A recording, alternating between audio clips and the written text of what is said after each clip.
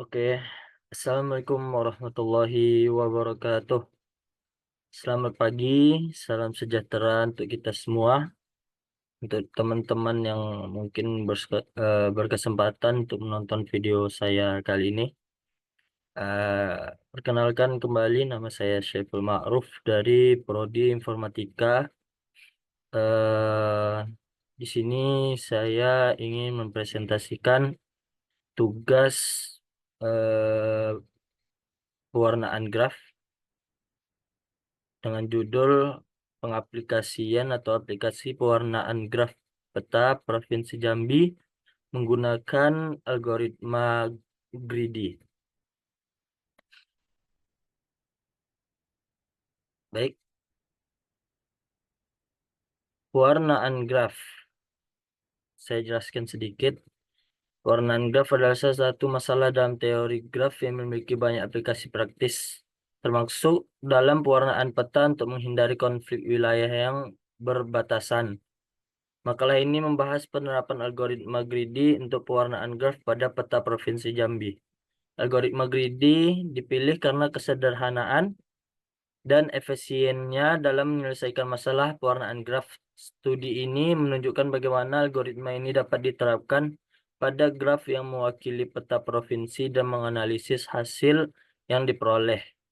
Pewarnaan graf adalah proses memberi warna pada simpul-simpul graf sedemikian rupa sehingga dua simpul yang terhubung dengan sebuah sisi tidak memiliki warna yang sama. Aplikasi klasik dari pewarnaan graf ada pewarnaan peta.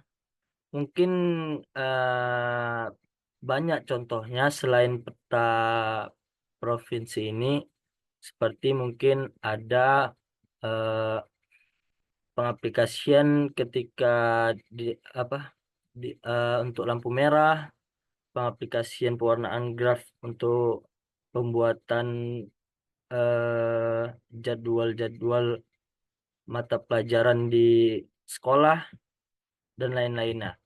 Di mana setiap daerah, kalau untuk pewarnaan peta ini, di mana setiap daerah atau wilayah diberi warna sehingga tidak ada dua wilayah yang bertetangga memiliki warna yang sama. Jadi untuk teman-teman yang tidak mengetahui apa itu simpul dan apa itu sisi, sedikit saya jelaskan. Untuk singkatnya, simpul itu sama dengan titik pada graf yang kita buat. Sedangkan sisi yaitu garis, di mana garis tersebut menyambung dari suatu titik ke titik yang lainnya. Baik, lanjut. Algoritma greedy. Secara singkat, algoritma greedy adalah metode yang menyelesaikan masalah dengan cara membuat pilihan terbaik yang tersedia pada setiap langkah tanpa mempertimbangkan konsekuensi jangka panjang. Tujuan utamanya adalah untuk mencapai solusi yang baik dengan cepat dalam konteks pewarnaan graf. Algoritma greedy bekerja dengan cara yang pertama mengurutkan simpul-simpul graf dalam urutan tertentu. Kemudian yang kedua, memberi warna pada simpul-simpul satu persatu menggunakan warna pertama yang tersedia yang belum digunakan oleh simpul-simpul yang berdekatan. Simpelnya mungkin untuk pengertian algoritma greedy ini yaitu eh, di mana ketika kita memiliki sebuah masalah atau persoalan, maka kita lebih memilih jalan yang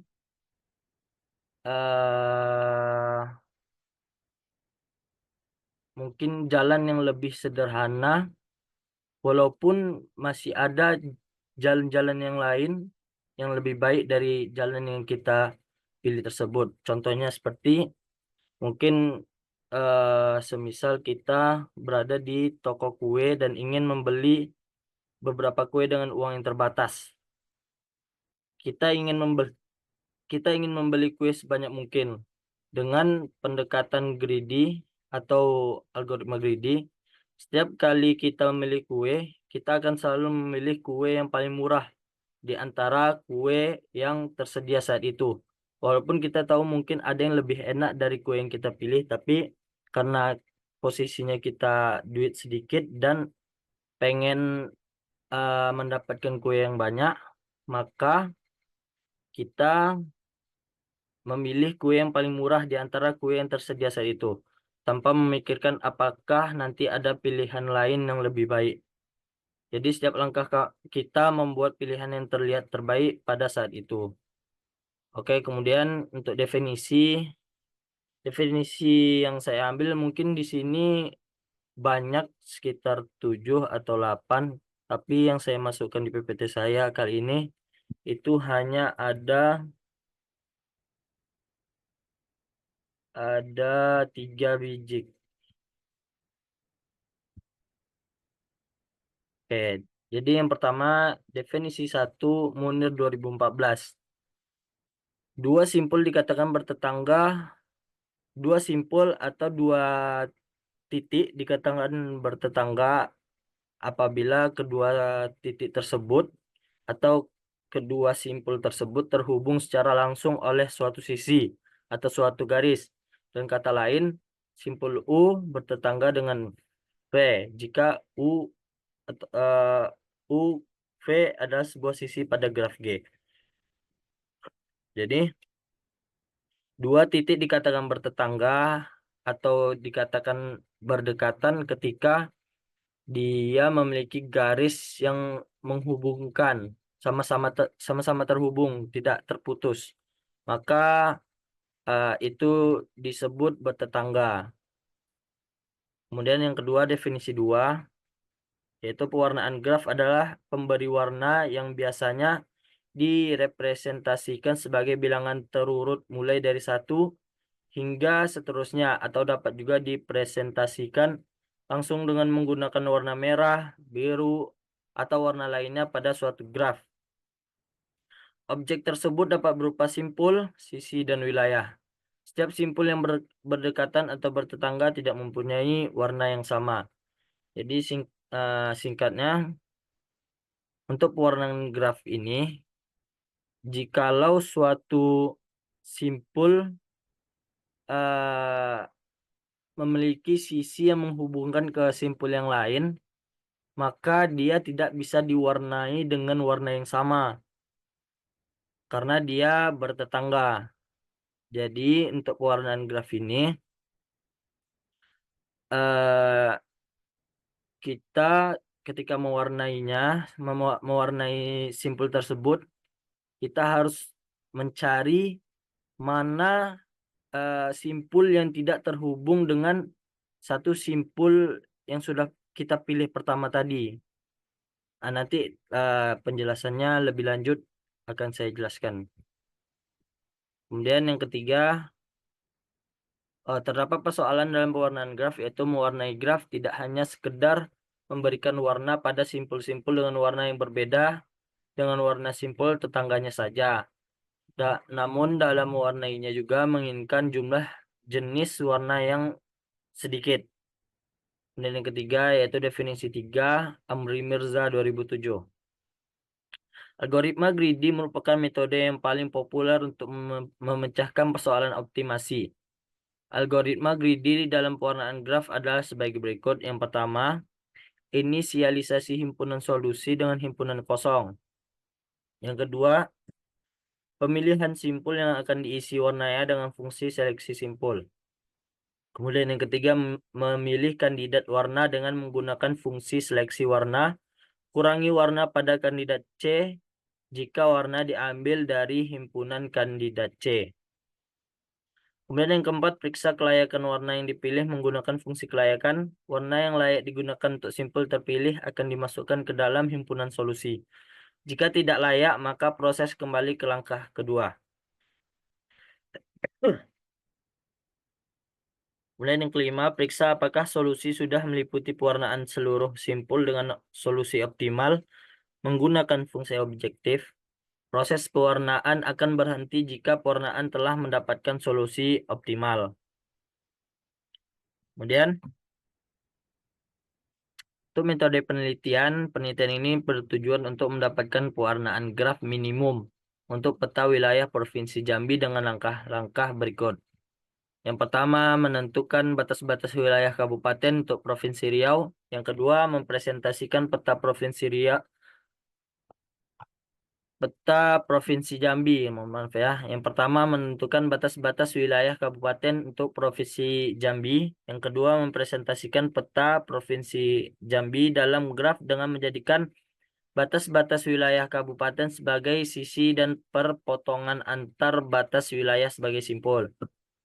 Kemudian yang ketiga, menentukan derajat masing-masing simpul, melakukan pewarnaan peta Provinsi Riau menggunakan algoritma greedy, menentukan jumlah warna. Kemudian yang kelima, menentukan jumlah warna minimum yang diperoleh untuk mewarnai peta.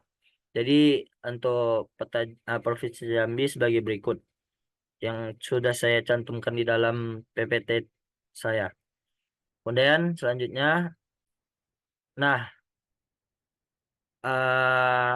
ini gambar graf dari yang saya buat. Dapatnya di mana? Dapatnya dari, tentu dapatnya dari peta Provinsi Jambi tadi yang sudah saya perlihatkan. Caranya gimana? Caranya gimana, Bang? Cara buatnya? Caranya itu sangat simpel, teman-teman. Jadi kita gambarkan saja setiap eh, setiap kabupaten ini kita jadikan itu sebuah kita jadikan setiap kabupaten ini sebuah simpul, sedangkan yang tersambung ini itu adalah sisinya. Jadi misalnya Kerinci ini simpul R1 semisal. Kemudian ini R2 Bungo, sedangkan yang Merangin ini R3 dan seterusnya. Nah, baik. Jadi seperti ini. Ini untuk yang R1 itu Kabupaten Kerinci, karena dia tersambung dengan R2 yaitu Kabupaten Bungo, maka kita buat garis ininya, garis sisinya. Kemudian R3 untuk Kabupaten Merangin, R4. Kenapa ini tidak ada garisnya? Karena untuk di petanya itu dia tidak tersambung dari Sal Salor Angun ke Muaro Jambi. Bisa teman-teman lihat ya, ini tidak tersambung, maka kita tidak membuat sisinya. Oke. Kemudian dari gambar dua yang ini, dari gambar graf yang sudah kita jadikan tadi, dapat dibuat tabel satu yang meringkas banyaknya derajat pada masing-masing simpul. Yang pertama R1, kita hitung berapa derajat. Derajat tadi mesti kita ingat, pengertian derajat tadi ialah sebuah simpul eh, sebuah sebuah simpul tersambung ke simpul yang lain, eh, sebuah sisi yang menyambungkan simpul ke simpul yang lain, maka itu disebut derajat. Berapa kira-kira dari simpul R1 ke R2 atau berapa kira-kira simpul R1 ini tersambung ke simpul yang lain. Maka kita hitung di sini ada dua. Maka terletaklah di tabel tersebut R1 memiliki simpul 2, kemudian R2 memiliki simpul 3. R3 ada 4, R4 ada 5 derajat, sebutan lainnya. R6 ada 4, R7 ada 4, R8 ada 3, R9 ada 2. Kemudian pewarnaan peta Provinsi Jambi menggunakan algoritma greedy. Yang pertama, membangun himpunan kandidat C. Himpunan kandidat C akan digunakan untuk mewarnai peta Provinsi Jambi. Elemen-elemennya terdiri dari 7 jenis warna, yakni jadi untuk algoritma greedy ini ada yang namanya himpunan kandidat C, dan di dalamnya itu ada beberapa bentuk-bentuk warna. Yang pertama yaitu ada merah, biru, ungu, kuning, coklat, hijau, pink. Kemudian yang kedua, inisialisasi himpunan solusi S. Inisialisasi himpunan solusi dengan kosong, karena pada tahap selanjutnya nanti himpunan solusi akan memuat elemen warna yang telah digunakan untuk mewarnai simpul. Himpunan S sama dengan masih kosong, karena kita belum memulai pewarnaannya. Kemudian yang ketiga, mengurutkan simpul berdasarkan tabel di atas. Dapat dibentuk kembali tabel kedua yang berisikan urutan berdasarkan jumlah derajat dari yang paling banyak hingga yang paling sedikit. Jadi bisa teman-teman perhatikan yang untuk tabel yang pertama itu kita belum mengurutkan dari yang terbesar ke yang terkecil. Kemudian karena kita sudah masuk ke pewarnaan petanya, jadi kita butuh melihat mana derajat yang paling banyak dari suatu simpul. Kenapa kita ambil paling banyak? Karena seperti itu peraturannya. Jadi peraturannya itu untuk pewarnaan graf itu, ketika kita ingin mewarnai graf, kita harus melihat dari suatu graf tersebut manakah simpul yang paling banyak derajatnya atau paling banyak sisi yang menyambungkan ke simpul-simpul yang lain. Jadi untuk graf yang saya buat sekarang itu ada di R4 sekitar 5 buah. Kemudian ada R3 4 biji, R3-nya, R6, R7 itu ada sekitar 4 derajatnya sama. Kemudian R2, R5 3, sama R8 juga 3, R1 2, R9 2. Kemudian kita masuk ke seleksi, yaitu yang pertama fungsi seleksi simpul. Tahap seleksi simpul ini akan dipilih simpul awal yang akan diwarnai terlebih dahulu. Simpul yang memiliki jumlah derajat terbanyak menjadi prioritas pengerjaan berdasarkan tabel kedua. Simpul yang memiliki derajat terbanyak adalah simpul R5. R5 ya, ini belum saya rubah. R4. R4 yang terbanyak. R5 ini dihapus saja, jangan diperhatikan. R4. Maka dipilih salah satu dari maka R4 jumlah derajatnya paling banyak untuk penelitian ini. Jadi kita akan memilih R4. Simpelnya, jadi kita akan memilih R4 karena dia memiliki derajat yang paling banyak. Kemudian kita mulai seleksi warna. Yang tadi seleksi simpul, kita cari simpul yang paling banyak derajatnya. Ah, kita sudah mendapatkannya yaitu R4, maka kita masuk ke seleksi warna. Tahap selanjutnya itu memilih warna yang akan digunakan untuk simpul R4. Pada tahap seleksi warna dibagi kembali ke dalam dua tahap. Tahap pertama adalah dengan mengambil warna dari himpunan solusi. Warna diuji apakah layak untuk digunakan kembali. Jika tidak, satupun warna dari himpunan solusi layak atau himpunan solusi masih kosong, akan diambil warna dari himpunan kandidat C yang belum pernah digunakan. Jadi simpelnya, maksud dari tahap pertama ini, kita lihat sebelumnya tadi, apakah eh, himpunan solusi itu sudah terdapat warna atau belum. Tapi kan karena tadi kita lihat sebelumnya masih kosong, himpunan solusinya masih kosong ya, ini masih kosong. Maka dari itu kita tidak mengambil dari sana. Melainkan kita mengambil dari kandidat C yang terdapat beberapa warna di dalamnya yaitu merah, biru, ungu, kuning, coklat, hijau, pink. Kemudian seleksi warna dari himpunan kandidat. Warna yang akan digunakan simpul R4 ambil dari himpunan kandidat warna.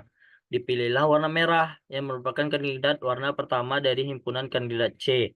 Selanjutnya, karena elemen kandidat warna pertama telah digunakan satu elemen, maka elemen himpunan kandidat C tinggal 6 anggota yaitu biru, ungu, kuning, coklat, hijau, pink.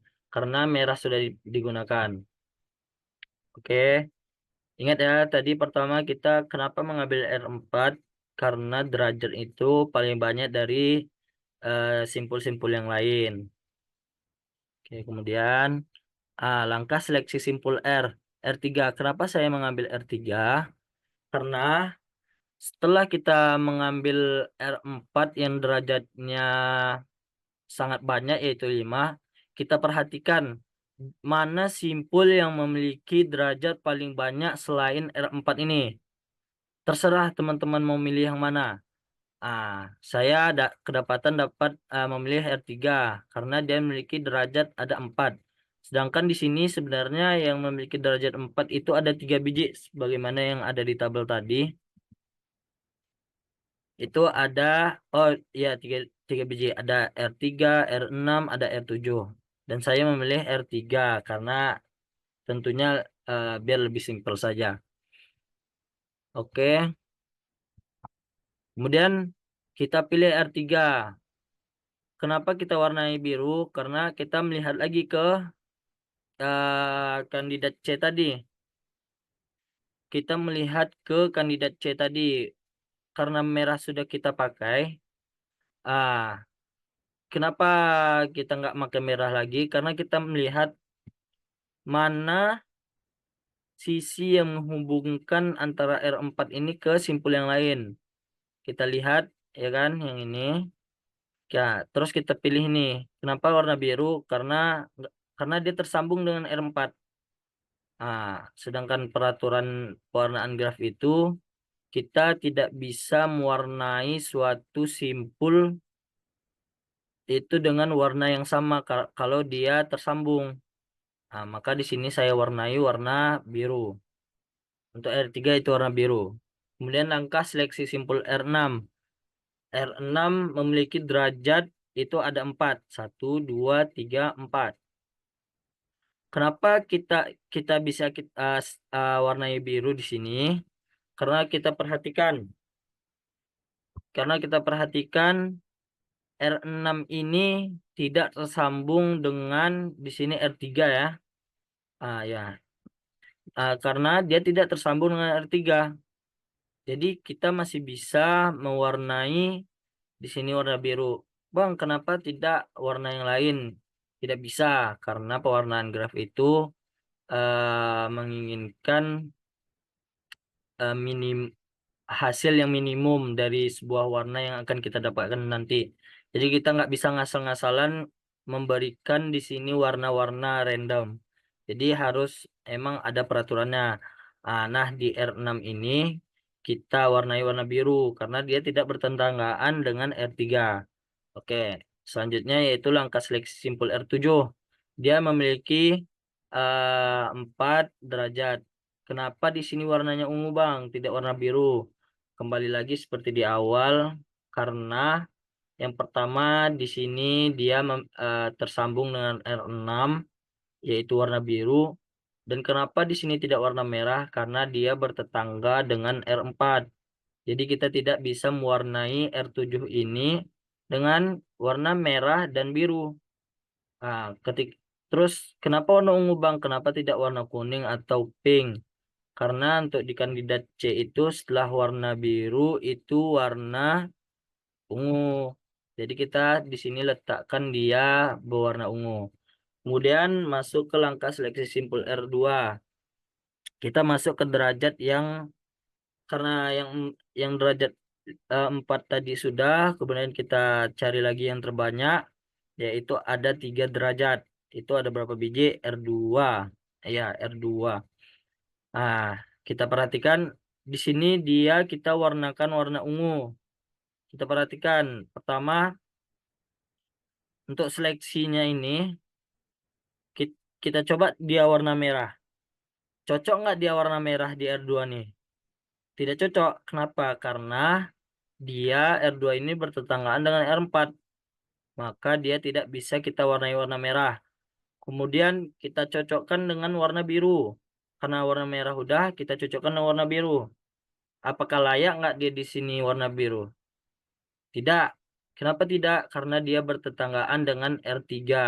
Jadi dia tidak bisa diwarnai warna biru karena dia tersambung dengan R3 dan tidak bisa diwarnai warna merah karena dia tersambung dengan R4. Maka kita simpulkan, kita kasih kesimpulan yaitu R2 ini memiliki warna ungu. Karena R2 tidak tersambung dengan R7 dan ya, dia tidak tersambung dengan R7. Nah, ini R7 yang disimpul R7. Kemudian kita masuk ke langkah seleksi simpul R5. Belum saya buat ya, mohon maaf teman-teman. Jadi singkatnya saja kita tengok R5-nya, simpul R5-nya, seleksi simpul R5. Kita perhatikan R5. Kita seleksi pertama, kita coba kita warnai warna merah. Pantas nggak dia warna merah sini? Enggak. Kenapa tidak pantas? Karena dia tersambung dengan R4. Kemudian kita warnai warna biru. Pantas nggak dia warna biru? Tidak, karena dia tersambung dengan R3 dan R6. Kemudian kita warnai, setelah warna merah sudah, warna biru sudah, kita coba warnai warna ungu.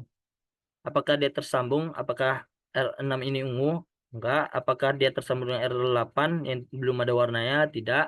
Apakah dia tersambung dengan R2 ini?